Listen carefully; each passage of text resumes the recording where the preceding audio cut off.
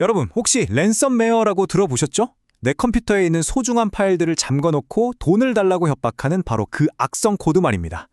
그런데요, 그건 이제 정말 옛날 이야기가 됐습니다. 인공지능, 바로 AI와 만난 랜섬웨어는 이제 차원이 다른 괴물이 됐거든요. 단순히 파일을 잠그는 걸 넘어서 당신의 모든 것을 훔치고 파괴하고 완전히 새로운 방식으로 우리를 위협하고 있습니다. 자, 오늘 이 무서운 진화에 대해 한번 깊숙이 파고들어 보겠습니다. 예, 오늘 제가 드리는 말씀은 그냥 어디서 떠도는 이야기가 아닙니다. 바로 클라우드 서비스와 웹 보안 분야에서 전 세계를 선도하는 기업이죠. 아카마이 테크놀로지가 발표한 가장 최신 보고서를 바탕으로 한 심층 분석입니다. 다시 말해, 이 분야 최고 전문가들이 내놓은 정확한 통찰이라는 거죠. 바로 이 질문이 오늘 이야기의 핵심입니다. 랜섬웨어에 인공지능이라는 정말 강력한 뇌가 장착된 셈인데 과연 어떤 일이 벌어질까요? 단순히 파일 몇 개가 잠기는 수준, 그게 아니라는 거죠. AI라는 무기를 손에 쥔 사이버 범죄가 우리 사회 전체를 어떻게 뒤흔들 수 있는지 지금부터 알아보겠습니다. 자, 그럼 첫 번째 이야기부터 시작해 볼까요? 가장 먼저 우리가 머릿속에 확실히 새겨야 할 사실이 있습니다. 바로 우리가 알던 그 어설픈 랜섬웨어는 이제 더 이상 존재하지 않는다는 겁니다. 공격의 목표부터 방법, 그리고 타겟까지 모든 것이 완전히 근본적으로 달라졌습니다. 여기 표를 한번 보세요. 왼쪽이 예전, 오른쪽이 지금의 랜섬웨어입니다. 차이가 확 느껴지시죠? 예전에는 그냥 파일 암호화하고 돈만 요구했다면 이제는요, 데이터를 몽땅 훔치고 회사 서비스를 마비시키고 심지어 당신의 고객들한테까지 연락해서 협박하는 완전한 갈취를 목표로 합니다. AI가 악성 코드를 거의 자동으로 찍어내고요. 공격 방식도 훨씬 교묘하고 복잡해졌죠. 결국 공격 대상도 개인이나 회사를 넘어서 국가 전체의 공급망이나 사회 기반 시설까지 노리고 있습니다. 아니, 그럼 대체 AI를 어떻게 쓴다는 걸까요? 자, 보세요. 펑스액 같은 해커 그룹은요, 인공지능으로 악성 코드를 그냥 순식간에 만들어냅니다. 코딩을 전혀 모르는 사람도 이제는 정교한 공격을 할 수 있게 된 거죠. 심지어 피해자랑 몸값 협상을 하는 챗봇까지 만들고요. 우리가 깜박 속을 수밖에 없는 너무나 진짜 같은 피싱 이메일과 사람 목소리까지 만들어내서 우리를 속입니다. 정말 영화 같은 이야기죠. 이게 더 무서운 건데요. 이제 랜섬웨어는 그냥 실력 좋은 해커 몇 명이 벌이는 일이 아닙니다. 놀라지 마세요. 아주 체계적인 비즈니스 모델을 갖춘 거대한 범죄 산업이 되어버렸습니다. 그 핵심에 바로 서비스형 랜섬웨어, 영어로는 RAS라는 개념이 있습니다. 여러분, 넷플릭스나 포토숍 같은 프로그램 구독해서 쓰시잖아요. 똑같습니다. 범죄자들이 월 사용료를 내고 랜섬웨어 공격 툴을 빌려 쓰는 거예요. 이러니 전문 기술이 없는 사람도 돈만 내면 누구든 쉽게 랜섬웨어 공격을 할 수 있게 된 거죠. 진입장벽이 완전히 무너진 셈입니다. 이 랜섬웨어 생태계는 거의 범죄계의 프랜차이즈 사업이라고 보시면 돼요. 본사 역할을 하는 개발자들이 랜섬웨어라는 상품을 기가 막히게 만들어서 업데이트까지 해주고요. 그럼 가맹점인 제휴사들이 이걸 사다가 실제 공격을 하고 수익을 본사랑 나눠 갖는 구조입니다.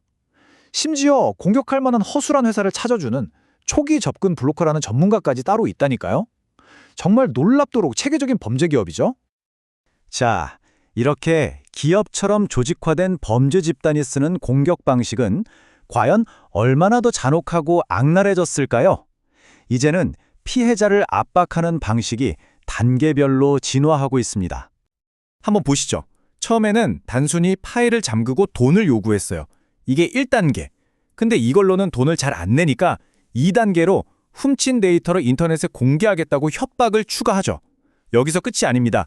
3단계는 수많은 가짜 접속으로 서버를 마비시키는 디도스 공격을 해서 아예 회사 홈페이지를 멈춰버립니다. 그리고 가장 최악, 바로 4단계는요. 피해 회사의 고객이나 사업 파트너, 심지어 직원들한테까지 직접 연락해서 압박을 가하는 방식입니다.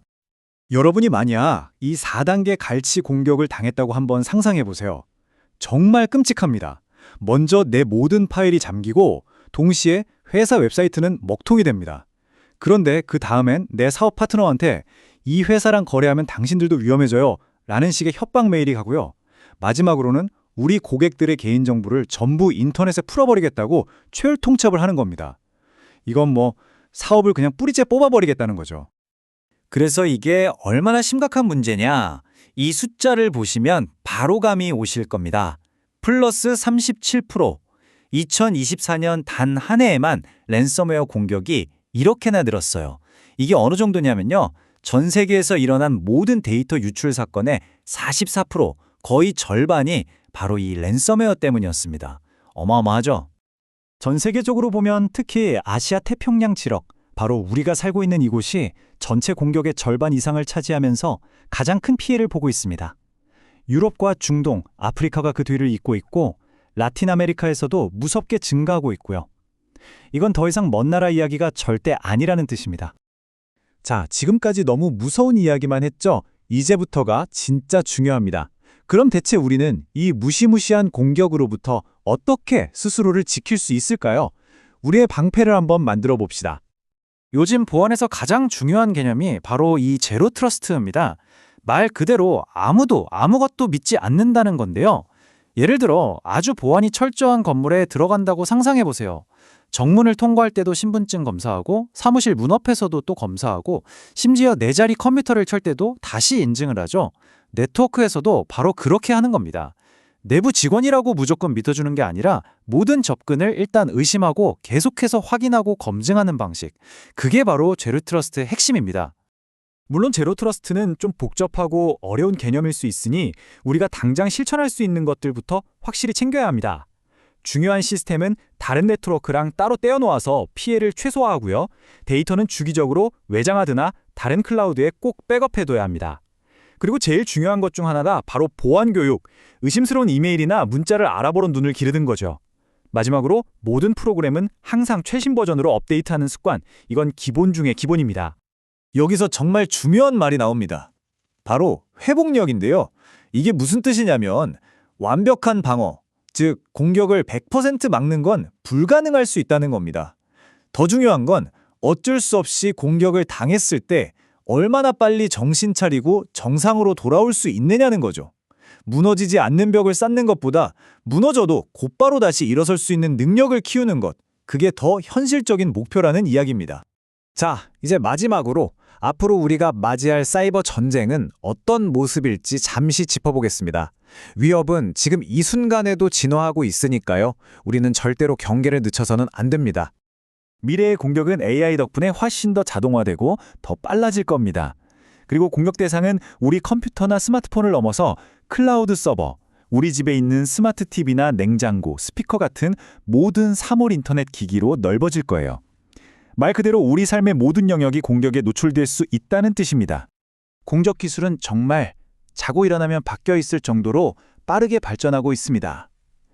오늘 이 이야기를 들으신 여러분, 한번 스스로에게 진지하게 질문을 던져보셨으면 합니다. 과연 나의 그리고 우리 회사의 디지털 방패는 이 새로운 전쟁에 맞설 준비가 되어 있을까요? 오늘 준비한 이야기는 여기까지입니다. 부디 오늘 내용이 여러분의 소중한 데이터를 지키는데 조금이나마 도움이 되었으면 좋겠습니다. 유익하셨다면 저희가 앞으로도 더 좋은 분석으로 찾아뵐 수 있도록 구독과 좋아요로 많은 응원 부탁드립니다. 감사합니다.